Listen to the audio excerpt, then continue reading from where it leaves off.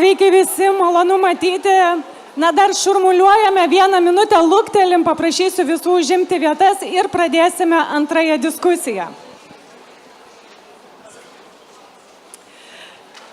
Taigi, ką tik kalbėjome apie švietimo sistemos skaudulius ir laimėjimus, o kita diskusija jau koncentruojasi į mokytoją. Ir mūsų tema šiandien mokytojai, mokytojai, mokytojai, kas svarbiau kiekis ar kokybė. Ir kviečiu šios diskusijos dalyvius. Profesorę daktarę Liną Kaminskienę, VDU švietimo akademijos kanclerę. Pasitikim plojimais. Sveiki, Lina. Taip, kviečiu Jūratę Lazdauskienę, Šaltinio progimnazijos direktorę. Sveiki, Jūratė.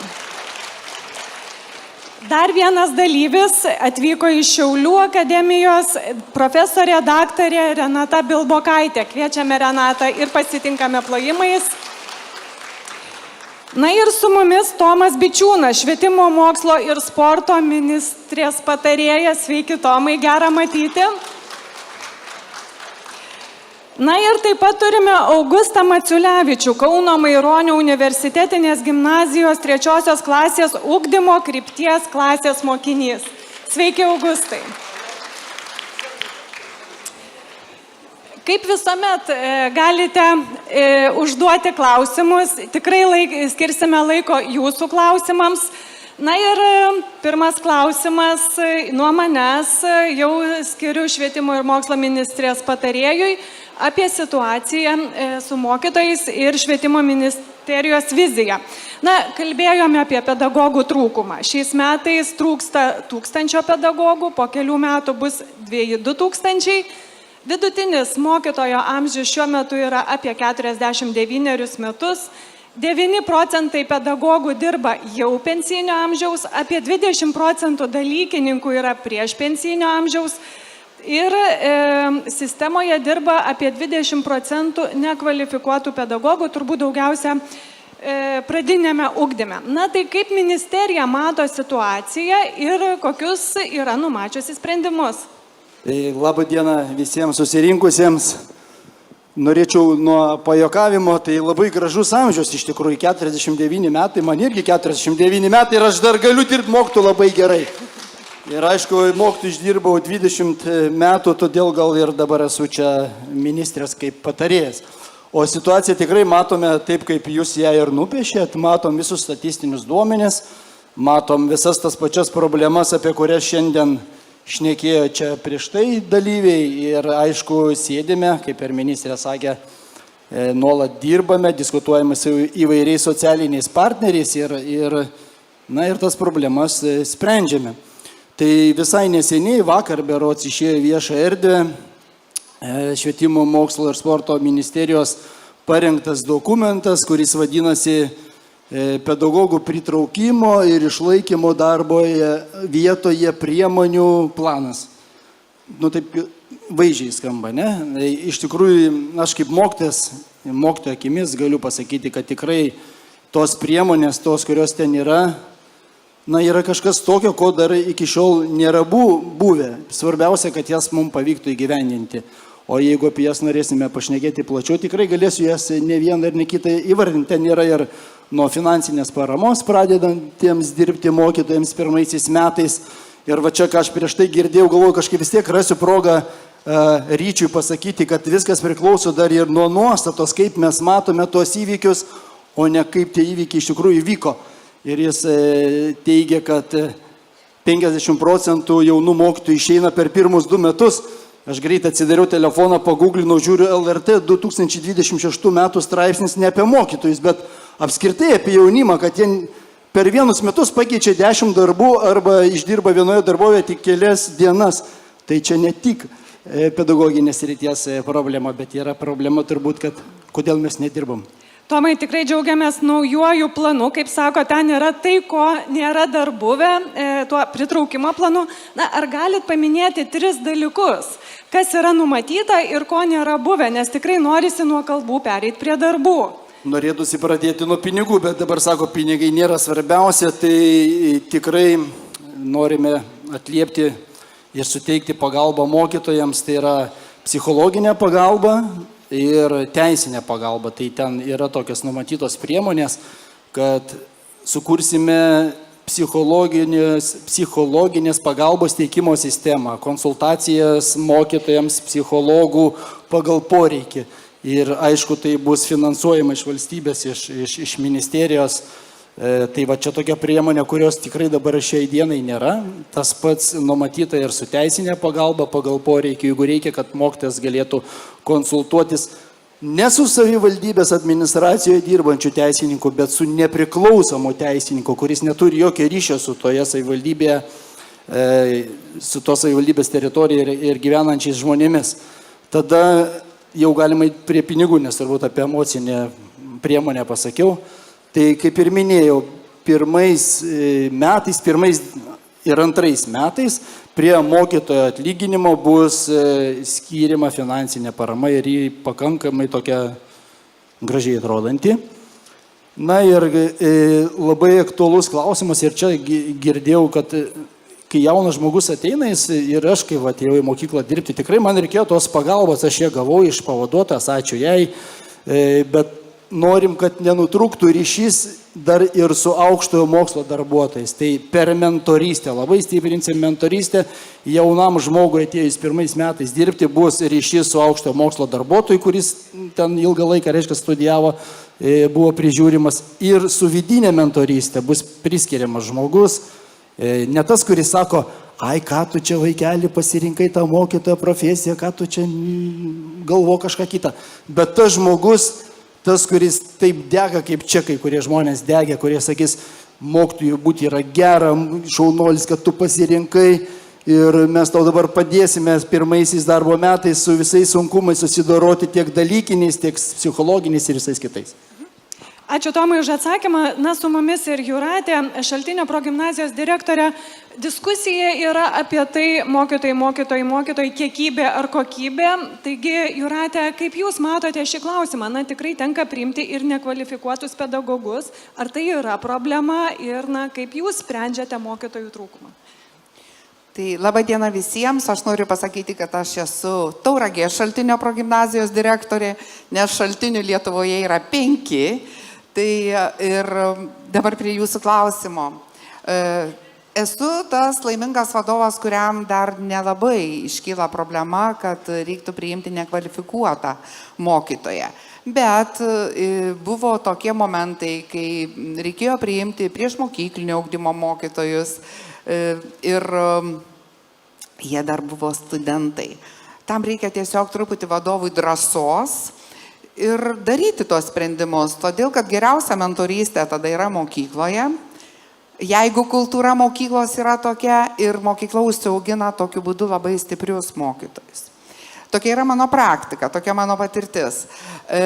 Žvelgiant į savo mokyklos kolektyvą, aš matau truputį daugiau negu tuos 40, kiek ten sakėt. Tai tikrai yra ta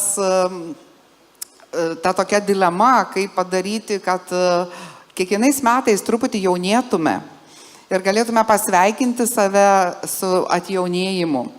Tai labai žvalgomės į žmonės, kurie ateina dirbti mokinio padėjėjais. Ir atėję mokinio padėjėjai, jie dažnai labai atsiskleidžia kaip pedagogai. Jie nežino, kokio dalyko mokytojais nori būti, bet jie tiesiog nori būti mokytojais. Ir mano nuomonė, ir ne tik mano, Lietuvoje mes esame toks švietimo vadovų, na, tokia iniciatyva turime, esam susibūrę su kolegom ir važinėjom po aukštąsias mokyklas, siūlydami parduoti vieną gerą idėją, tiesiog padaryti programą, kurioje būtų labai stipriai rengiami mokytojai.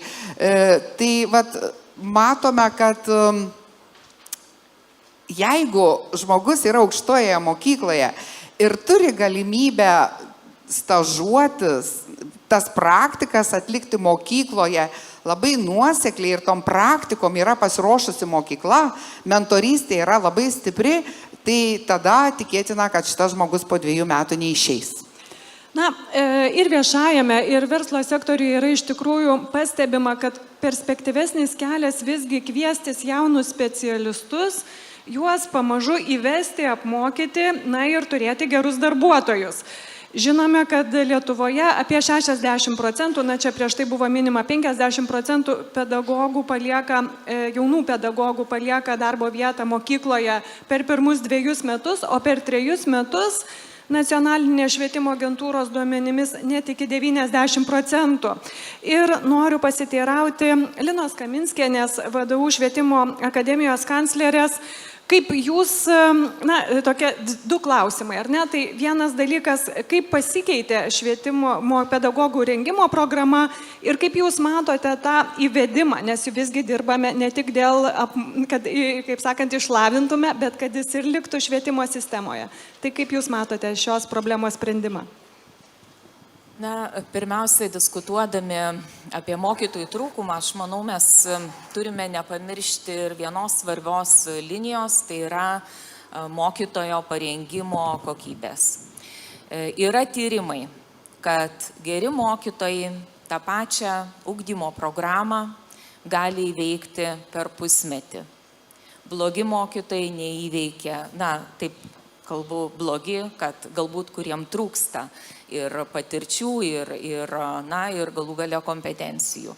Kiekviename sektorėje mes, ko gero, visada atsiremiam į stipriausius, kurie, na, tikrai padaro daugiau, kurie veda į priekį.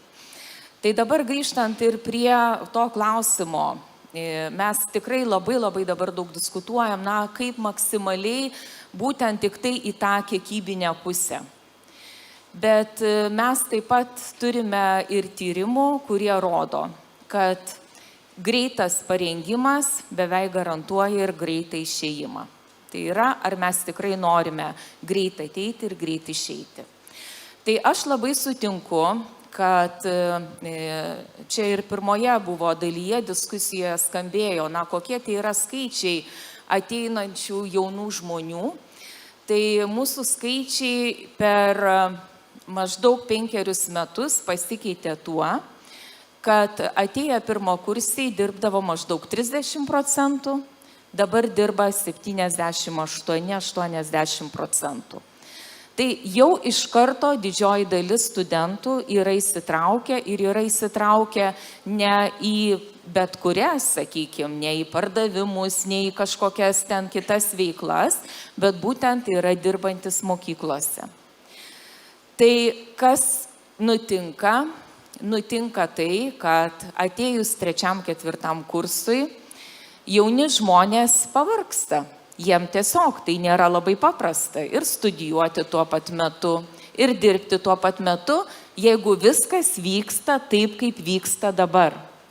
Tai ką tai mums sako? Jeigu mes norime, ir iš tikrųjų tikrai aš sutinku, mes taip pat turime tyrimų, kad sėkminga stažuotė, sėkminga praktika iš esmės sumažina išėjimo riziką 50%. Tai yra aiški indikacija, kad tikrai mums reikia pergalvoti ir savo studijų programas. Kad mes kaip tik irgi esam kažkiek inertiški aukštosios mokyklos ir kad ir čia nevyksta labai greitai pokyčiai, apie ką kalbėjom, yra tiesa. Bet tiesa tokia, kad mes nebegalime gyventi, na, tokiu pačiu modeliu, kokį mes turėjome iki šiol. Tai aš manau, kad, na, tikrai dialogas yra prasidėjęs, tikrai ieškome tų būdų.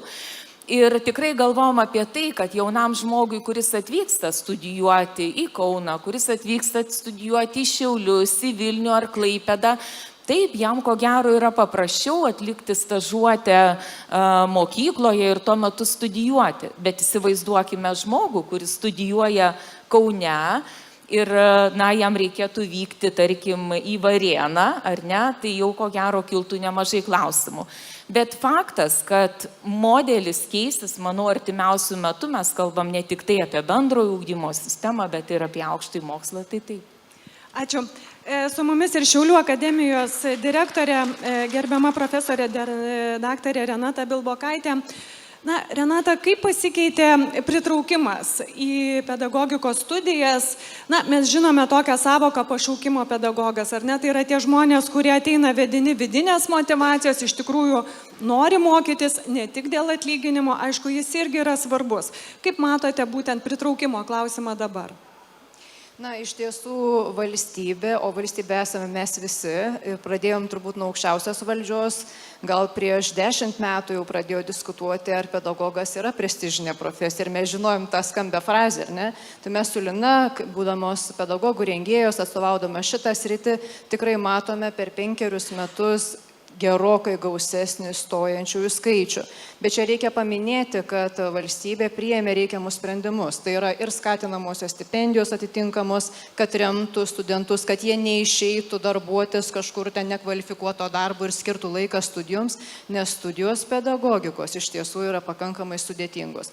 Skaičiai tikrai išaugia, kai kuriuose programuose 2 kartus, 3 kartus, priklausomai aišku nuo to, kokį mato poreikį žmonės, kad bus darbo vietų. Ir labai paprastas matymas. Užimtumo tarnyboje, valstybės prognozėse tiesiog girdi, kad tų specialistų reikės ir tas programas daugiausiai ir stoja. Mes tikrai vis dar stokojame kaip valstybė tų mokytojų dalykininkų aukštesnėms klasėms, ypač tiksliųjų mokslų, ar ne?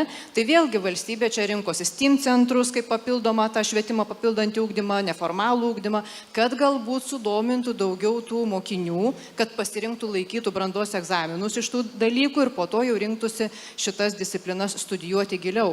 Tai einame gerą linkmę, iš tiesų matom labai gražias tendencijas ir taip pat matome gan didelį skaičių persikvalifikuojančių mokytojų.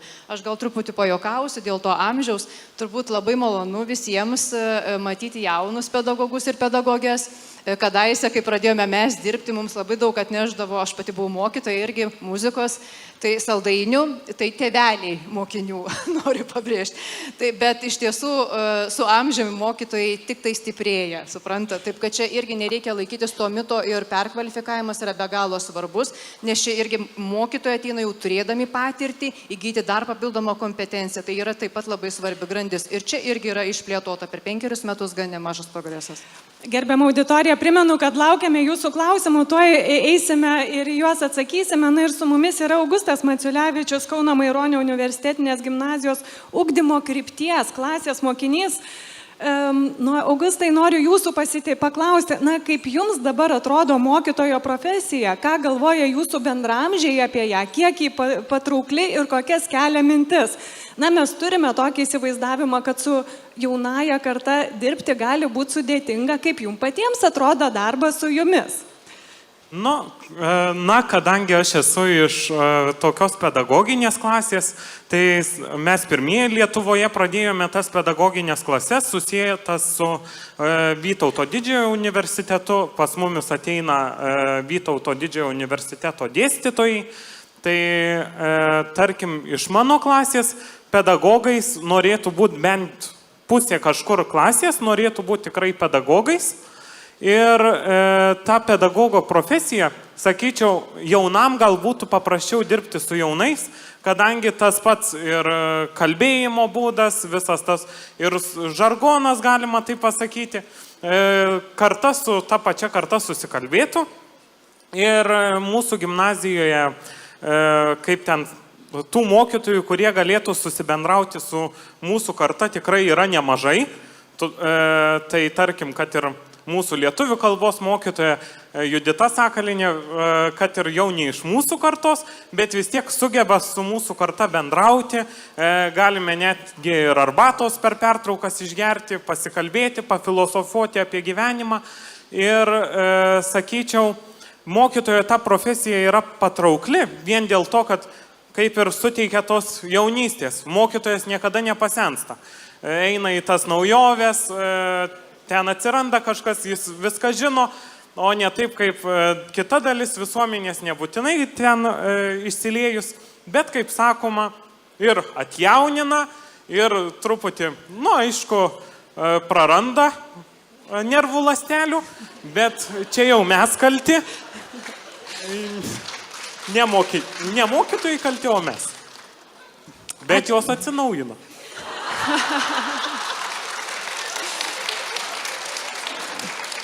Ačiū, Augustai. Tikrai tokių optimistų ir pozityvių mokytojų mokyklams tikrai reikia.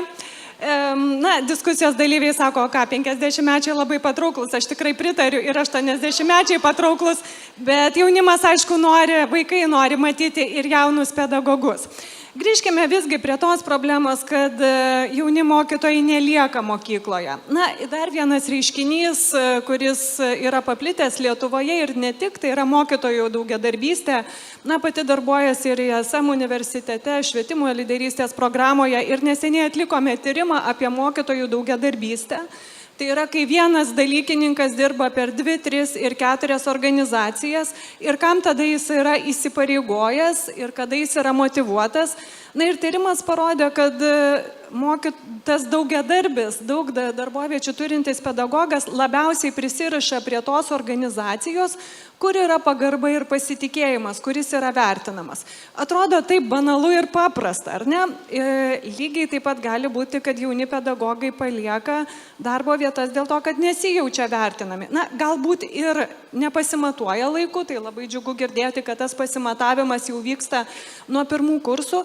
Bet gerbiama Jūrate, kaip jūs matote, kodėl mokyklose kai kuriuose vis dar nepavyksta užtikrinti pagarbios ir pasitikėjimo kupinos darbo atmosferos, kas pedagogams yra labai labai svarbu?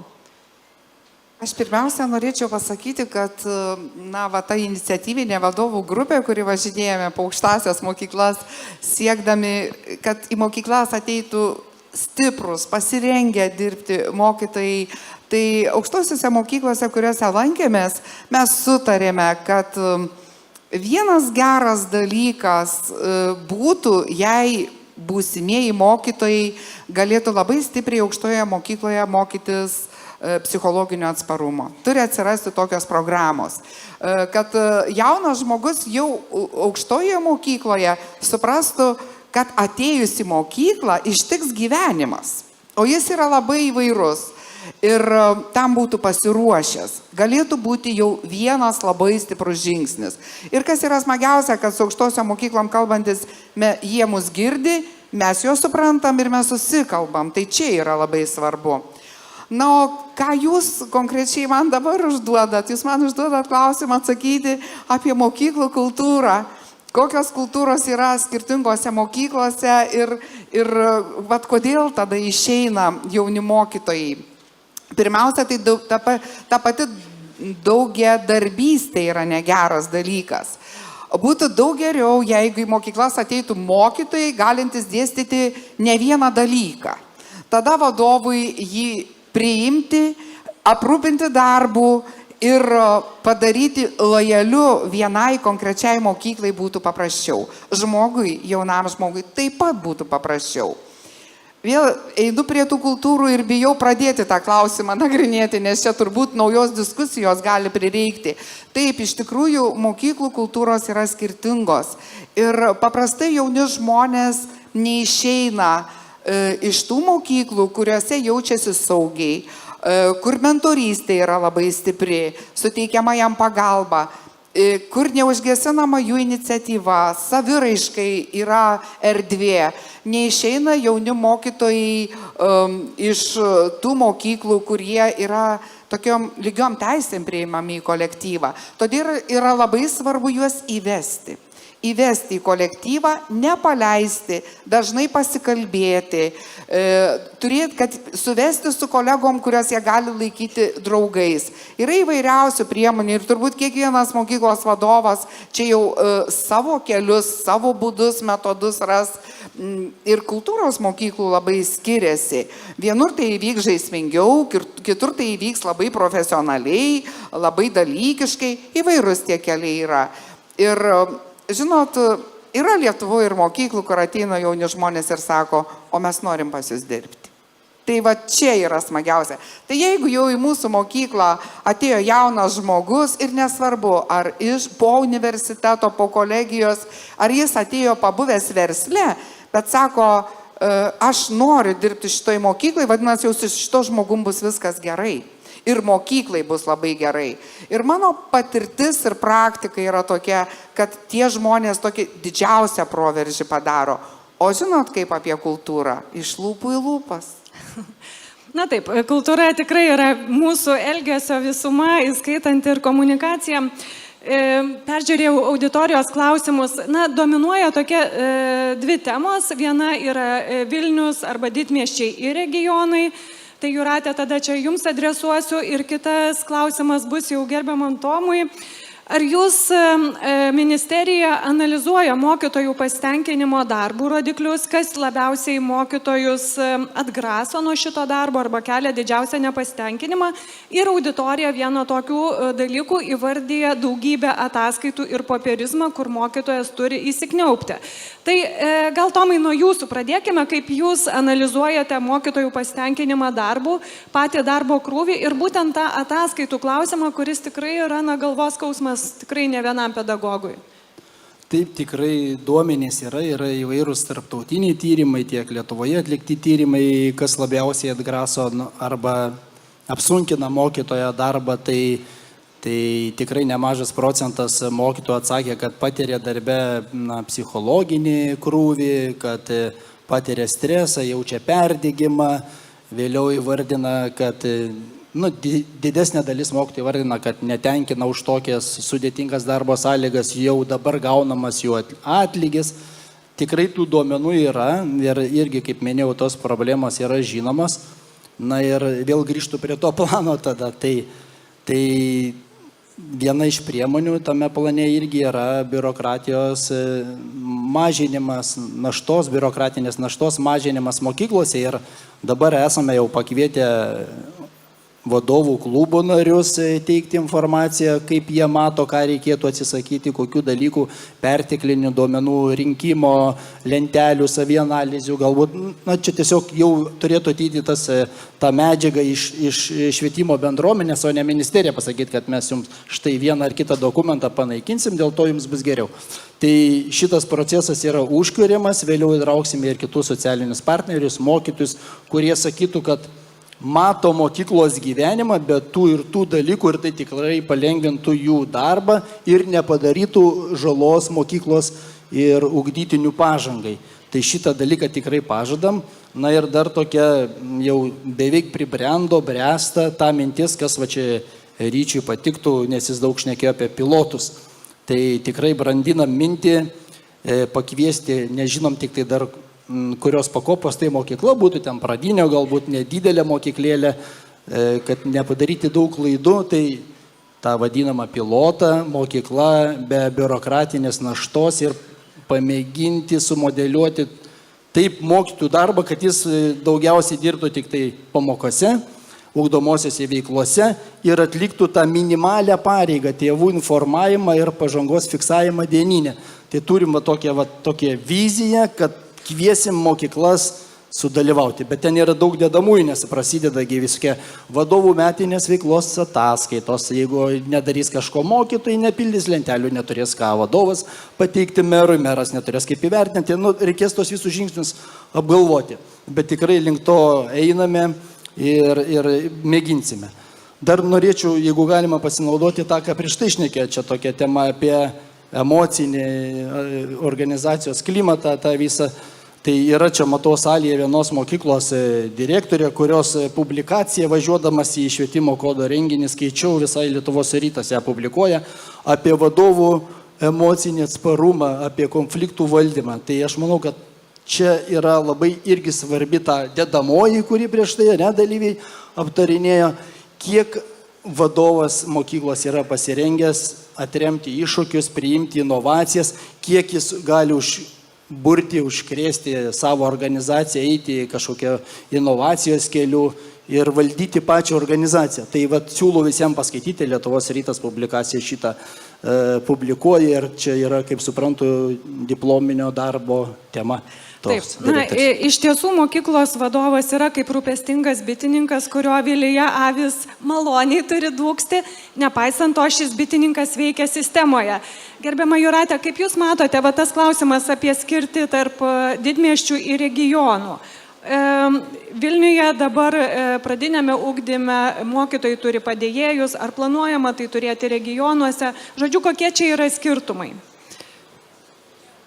Nėra taip lengva man palyginti didmiesčius ir regionus. Aš tiesiog tokią mintį noriu pasakyti, jeigu mes kalbame apie mokytojų trūkumą, tai tada mes neturime to žemėlapio visos Lietuvos. Ir čia mes, ir žinokit, regionai skirsis. Jeigu sakytų, kad Tauragiai reikia pradinukų, sakyčiau tikrai ne. Ir pasakyčiau visai kitus dalykus. Jeigu pasakytų, kad mums reikia anglų kalbos mokytojų, tikrai ne. Mums reikia visai kitų mokytojų, bet šalia rajone jų reikia. Tai didmiesčiai regionai skiriasi ir patys regionai tarp regionų labai skiriasi. Tai čia turbūt yra dar vieno kažkokio tai rimto darbo tema, kad reikia padaryti tą žemėlapį. Mes turime žinoti, kokiam regionui ko reikia. Bet aš labai prie biurokratijos noriu eiti. Žinot, kai kalbam apie biurokratiją, tai nes pabėga mokytojai, sako, ar ne, pervargsta, sunku. Tai pradėkim nuo to, kiek tie vadovai yra tą biurokratiją apkrauti. O mokytojas yra apkraunamas paskui biurokratiją tiek, kiek neužtenka vadovui drąsos juos atlaisvinti nuo biurokratijos. Tai iš tiesų vadovas gali atlaisvinti nuo biurokratijos, bet žiūrėkite, kokią tą sąlygą savo galvą. Nes, pažiūrėkite, yra toks dokumentas, mokytojo atestacija vis apibrėžiantis. Ir sakom, pabėga mokytoja. Aš turiu nuostabią mokytoją, kuri dirba mūsų mokykloje 3 metus. Per 3 metus padarė ypatingą proveržį. Proveržis yra toks, kad aš jai ekspertą galiu duoti pagal visus tuos biurokratinius dalykus. Ar tai leidžia man padaryti dokumentas? Ne, neleidžia. Ką aš turiu daryti? Arba prarasiu mokytoją, arba kišti galvą savo į kilpą, ką aš rinksiuos antrą variantą. Ir ginsiuos. Kodėl taip atsitinka? Todėl, kad mes užstringame, neatnaujindami dokumentų.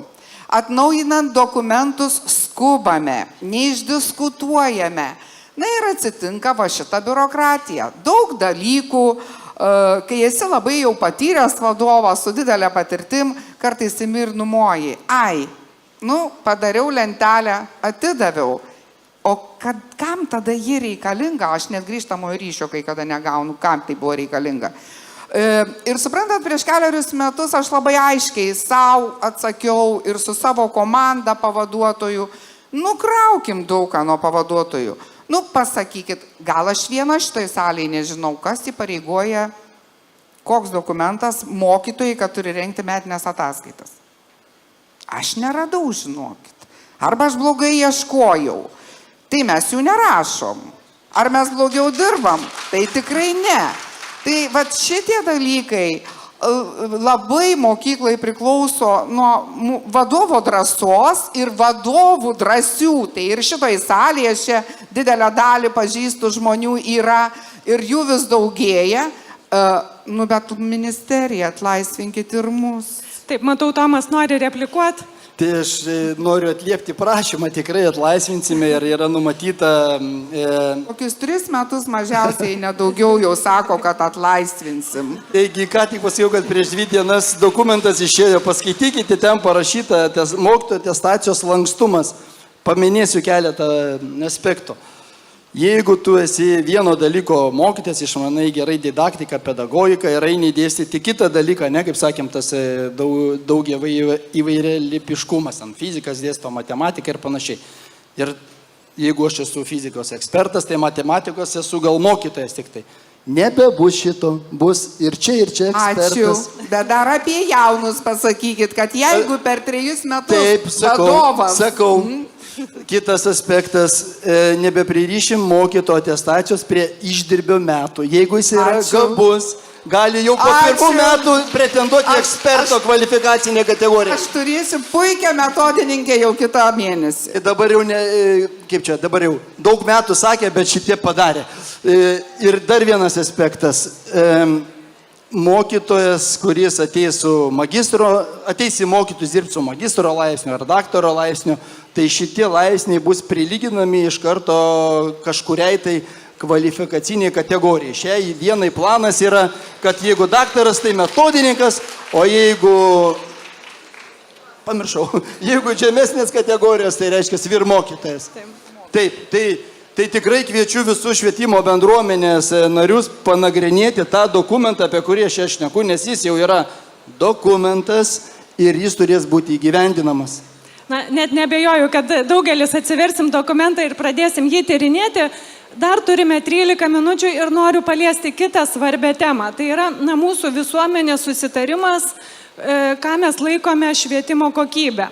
Na, pati esu mama ir ką aš pastebiu kaip mama, kad tėvai turi labai skirtingą nuomonę ir niekada tokio nemačiau nuomonių, sakyčiau, gal net konflikto įvairovės apie ugdymo kokybę. Vieniems atrodo, kad reikia su bizūnu varyti ir reikalauti rezultato, kiti tame pačiame forume rašo, koks bizūnas, taigi mes ugdome laisvą, nepriklausomą asmenybę, kuri renkasi, ką daryti.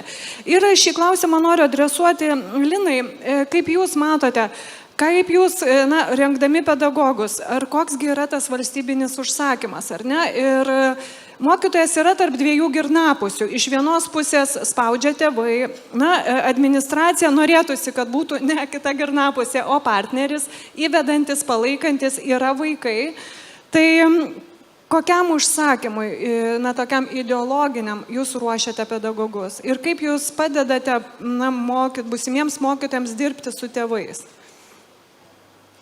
Nežinau, ko gero užsakymo ir juolab ideologinio tai tikrai neturim, bet galbūt pradėsiu nuo to, kad kaip tyrėja pati kalbinu tėvus, lankydamasi skirtingose įstaigose. Kai aš nueinu į darželį ir klausiu tėvų, kas jums yra svarbiausia, kas jums yra, dėl ko jūs čia tą vaiką leidžiat.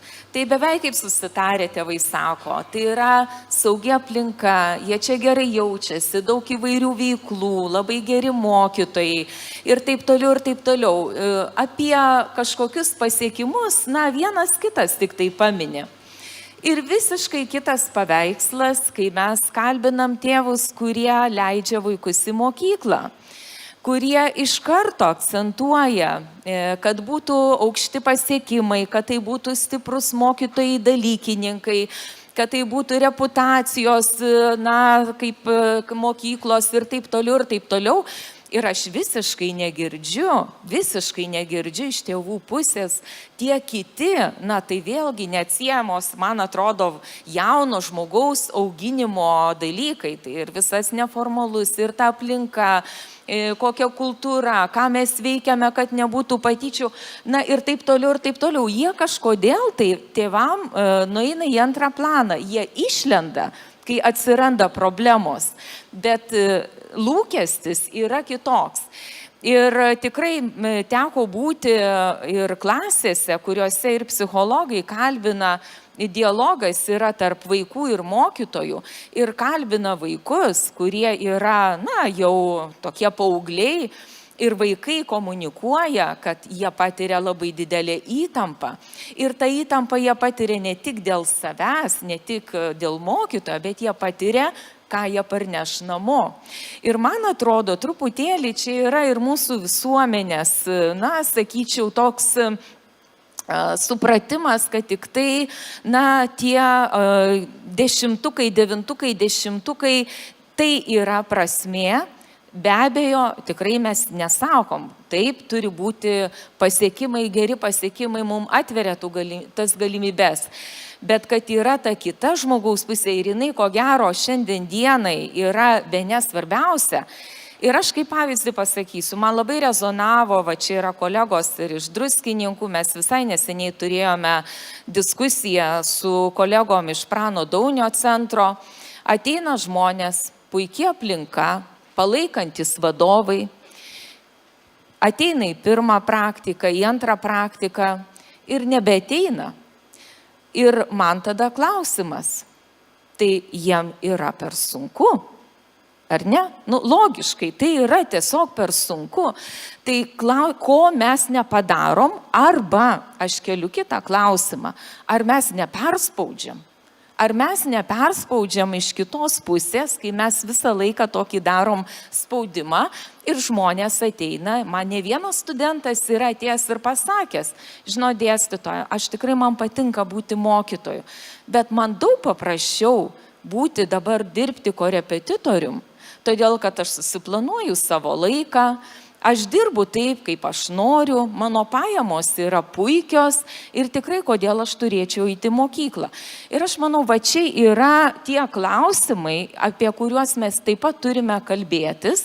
Tai nėra vien tik tai, kaip sakyti, užsakymo reikalas, tikrai ne užsakymo, apskritai koks mūsų lūkestis. Ir mes šiandien ir ministerijoje, ko gero, diskutuodami ir apie pokyčius su brandos egzaminais kalbam, o ką kaip mokykla, tas galutinis rezultatas, ar yra tik tai tas pažymių paketas, tas krepšys, kurį turi išsinešti jaunas žmogus. Na, iš tikrųjų, vis daugiau kalbam apie mokyklų unikalumą, kad mokyklos irgi yra vertybiško orientuotos, vienos labiau į emocinę gerovę, kitos į pasiekimus, trečios į galbūt meninį ugdymą ir panašiai. Na, paklauskime Augusto, kaip Augustai pačiam atrodo, na, tas balansas tarp orientacijos į pasiekimus, na, mes žinom, kad jie yra matuojami ir Lietuvoje, mokyklos tarpusavį lyginasi, tėvai stebi, mes lyginamės pasaulinėme kontekste ir vaiko gerovės. Tai kas jūsų akimis yra geras balansas? Geras balansas yra tai, kai visą, ką čia išvardinot, sueina į vieną tokį kaip ir ryšulį. Kažkas reikia ir to emocinės gerovės, reikia ir kūrybinių užduočių, reikia aišku ir žinias gerinti. Tai kaip pavyzdžiui teko dabar stažuotis rugsėjo mėnesį Šveicarijoje, tai galiu parsivežiau tokią patirtį, kad ten mokiniai gali ir ant sienų piešti, ir ten piešiniai gražiausi, ten ir subalansuota, ir su tėvais nėra ten tokios problemos, kad ateina, va, tarkim, aš kaip mokinys stebiu, kaip su mokytojais kartais tėvai elgesi, tai tarkim, neateitų ir neklaustų, kodėl mano vaikas dabar turėjo progimnazijoje 9, o dabar turi 6. Tai Šveicarijoje tokių klausimų nekyla, kadangi jie yra kaip ir, sakyčiau, kitoks truputį mentalitetas gal ir duoda tos atsakomybės pačiam mokiniui, o ne taip, kad mokytojas turi būti atsakingas už mokinio pasiekimus.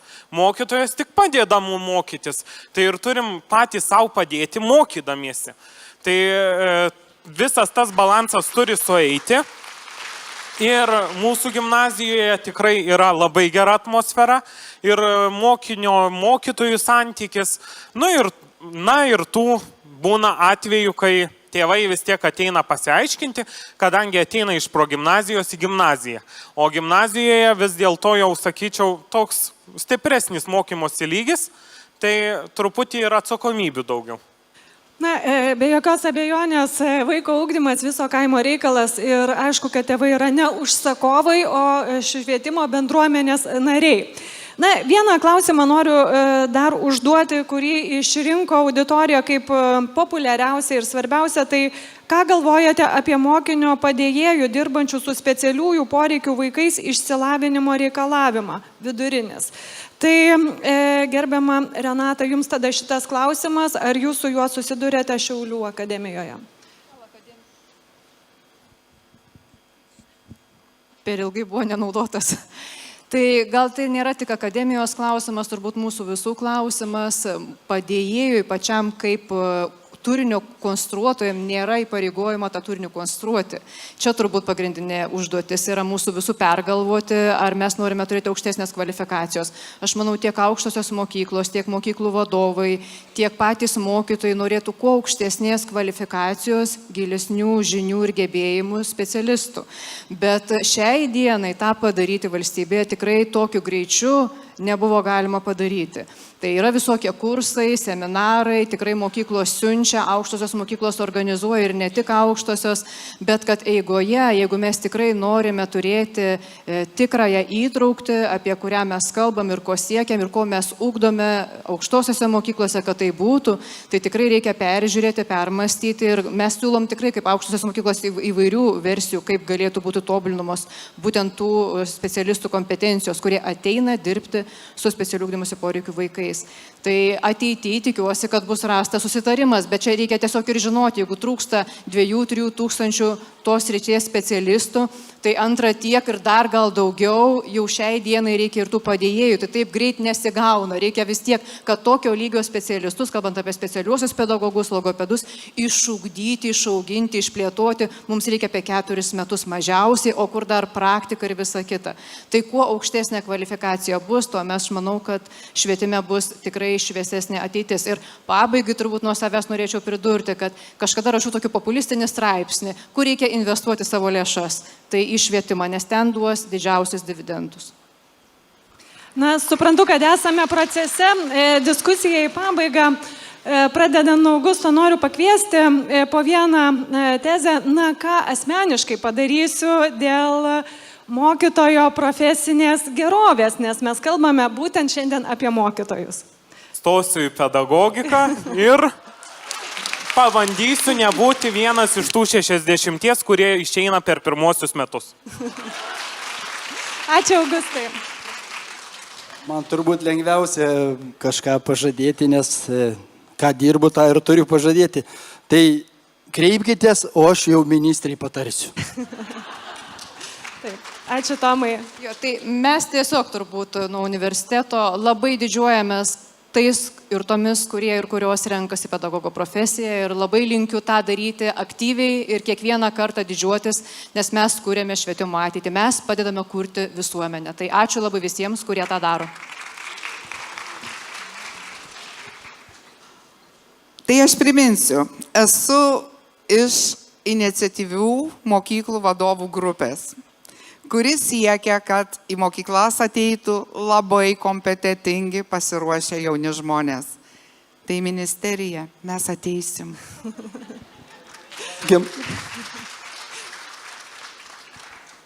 Mes atveriam duris, langus, esame atviri ir ne tik jauniems žmonėms, bet ką mes matome, tai iš tikrųjų turim ir atveriam, ir atversim dar plačiau. Ir tiem 50-mečiams, kurie praėjo įvairius karjeros žingsnius, bet kurie taip pat gali ateiti į mokyklą. Ir man atrodo, kad tai yra būtent ta karta, kuri ir atves Lietuvą į tą švietimo numeris 1 poziciją. Ačiū, Lina. Na, kai tenka bendrauti su lyderiais ir klausti, kas jiems padarė didžiausią įtaką, tai atsakymas visuomet būna vienas koks nors mokytojas, kuris palaikė, tikėjo, vedė. Tai džiaugiuosi nepaprastai, kad grįžta svorius į mokytojų rankas, kad vėl gerbėme pedagogą.